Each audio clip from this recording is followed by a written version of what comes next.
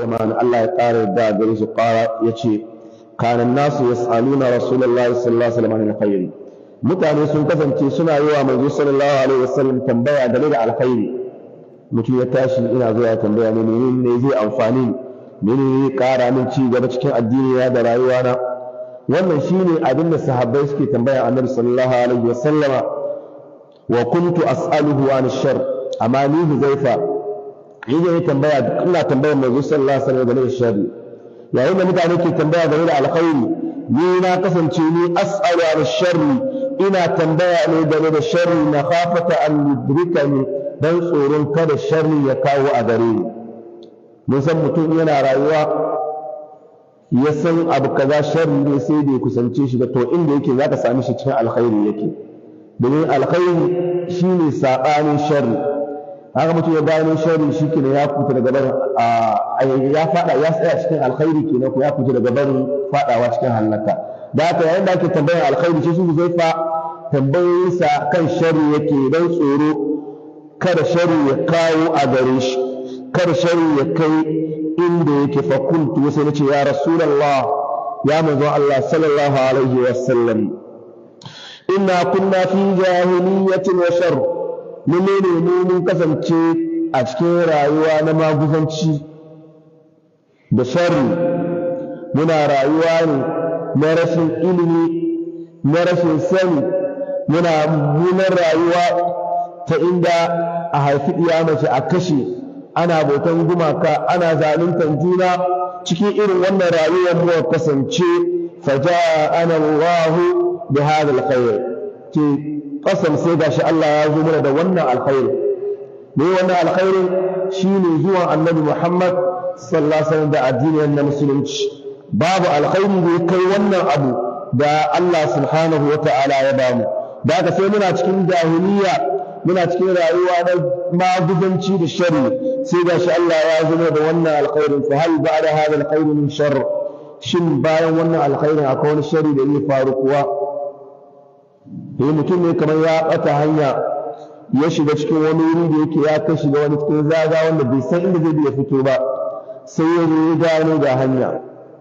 amma bai kai gida ba yanzu ya kama hanyar za shi gida ya sai sani shin akwai wani yiwuwa kuma cikin tafiya na kuma sake ɓata kuma daga bada hanya ko kuwa yaya wannan shi ne tambaya da Huzaifa yake yi wa annabi Muhammad sallallahu alaihi wasallam shin bayan zuwanka da wannan alkhairi da wannan haske da wannan musulunci shi akwai wani abin da zai iya kuma faruwa da zai bari mu bar wannan tafarkin mu kuma shiga cikin ainihin duhu kuma mu koma cikin bata kuma qala sallallahu alaihi wasallam na'am mai sallallahu alaihi ce kwarai kuwa akwai shari da zai sake faruwa bayan musuluncin nan kina ba kawai dan ka tashi kai zan kai musulmi ne shikenan sai aljanna ba akwai sharri ne iya faruwa fa kuntu yace hal ba'da zalika sharri min khair hal ba'da zalika sharri min khair shin bayan wannan sharrin kuma za a sake samun wani alkhairi kuma ko kuwa in wannan sharri ya faru shikenan sharri ne shi sharri har ƙarshe ko kuwa ko wani alkhairi bayan wannan sharrin qala sallallahu alaihi wasallam bayan sallallahu alaihi yace na'am yace alkhairi ne sake bayyana kuma idan sharrin ya bijiro sai alkhairi kuma ya sake bayyana kuma a bayansa amma sai masa da cewa fihi dakhalun amma wannan alkhairin da zai bayyana daga bayan akwai ainihin hayaki tare da shi akwai kura tare da shi kina alkhairi ne amma ba tsantsan alkhairi irin yadda ka same shi a zamanin annabi sallallahu alaihi wasallam zamanin annabi sallallahu alaihi wasallam duk wanda ya shi musulunci to yana yin musulunci ne tsantsa Allahumma shi ne shi munafiki ne munafiki kuma da amma shi ba musulmi bane a zuciyarsa kafirci ne amma ya da wani manufa da ya kawo yasa ya zo ya kama musuluncin sai ya ci mu wannan manufan to ana samun munafiki ne yana nan amma a ce musulmi ne dan bid'a zamanin annabi sallallahu alaihi wasallam babu musulmi ne ya kirkiri wani abu shi yana ga wannan ne addini babu shi ne wani ya kuskure yin wani abu manzo sallallahu alaihi wasallam samu labari ya bayani a bari a komo kan musulunci ta amma alkhairi ne zai faru a baya shi wani alkhairi ne ya fihi dakan ina tare da kura wanda gane alkhairin ma da wuya kada an zo ana bayanin addini wanda ke gaya wa mutane gaskiya sai a ga shine kamar wanda ke batar da mutane, wanda kake kan bata shine wanda ake yaba mai. Me yasa? domin alkhairi akwai kura, akwai hayaki a jikinsa wanda ganin sa na da wuya. Dan kana mutum bayani in ba wanda Allah ya tsarkake mai zuciya ba, baya sunna ya ji gaskiya, ya ga ga fadin da irin wannan wa'azin yana kawo tashin hankali. Mu da gaskiya irin wannan wa'azin yana kawo mana fitina. Da wa'azin an bar irin wannan wa'azin akida da saura, kai ana lafiya. Wani shekara da garanci wasu manyan bayanai ya kamata a kona littafin da Fathul Majid. Wani ba a kona Fathul Majid ba, duniya ba a zaman lafiya. Na je wani magana na yi dariya na Fathul Majid na wanci za a kona ko na duniya. Sai Fathul Majid nawa ma ke garin wanci. Mutane mai ke karanta Fathul Majid a cikin wanci. Har mutum yana kamar wanci na shawararsa in ba an kona Fathul Majid, nisa domin littafi yana aqida, yana jinya aqida, yana kore shirka da saura. Da haka wannan littafin shine fitinan duniya. Na da lafiya duniya sai an kona wannan littafi. Alhali kuma alkhairi ne ke cike da wannan littafi Fathul Majid, yana koyar da mutane waye Allah, ne kabiyan Allah subhanahu wa ta'ala,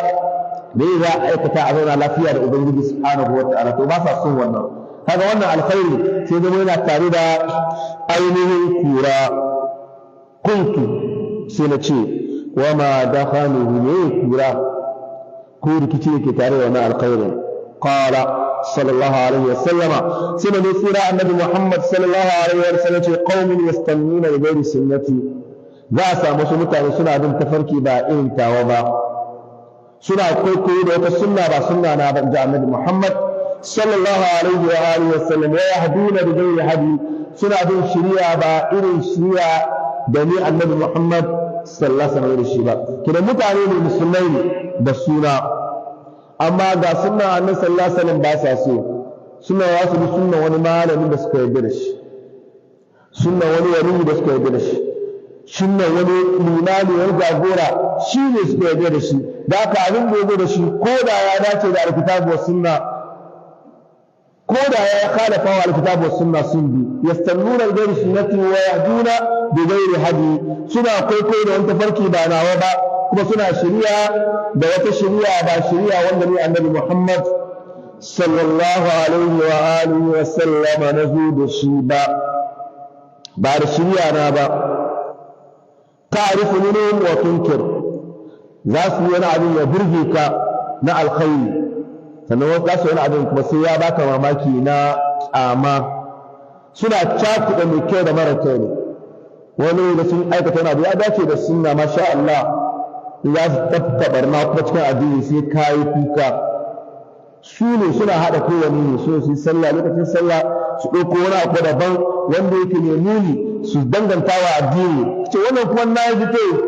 ce mu haka muke yin addini musulunci kenan. ta'rifu minhum wa tunkir, kaga wani abin su ya baka sha'awa, sai ga wani abin nasu kuma sai ga yana da munin gaske, in ji annabi Muhammad sallallahu alaihi wa alihi wa sallam. Fa qult, Hudayfa bin Yaman yace sai na ce kidan naji wannan sai na ce hal ba da zalika alkhairu min shar, shin bayan wani alkhairi ma wanda ke tare da turan nan, bayan shi wani alkhairi ya wuce akwai wani sharri kuma. ne mun ji alkhairi na amma alkhairi na da wuyan ganewa. To bayan wani alkhairi za a samu wani sharri kuma. Qala sallallahu alaihi wasallam na'am, Nabi sallallahu alaihi wasallama yace ƙwarai kuwa. Qaumun min jumlati, ana ga nan tafi an bar wani abu daga cikin hadisin da aka kawo ba. Abin da yake kafin a kai qaumun min jumlati na shine annabi Muhammad sallallahu alaihi wasallam tambaya shin bayan wannan alkhairin akwai wani sharri, yace na'am, shi ce du'atun ala abwabi jahannama man ajabahum ilaiha qadhafuhu fiha, yace akwai wasu mutane suna tsere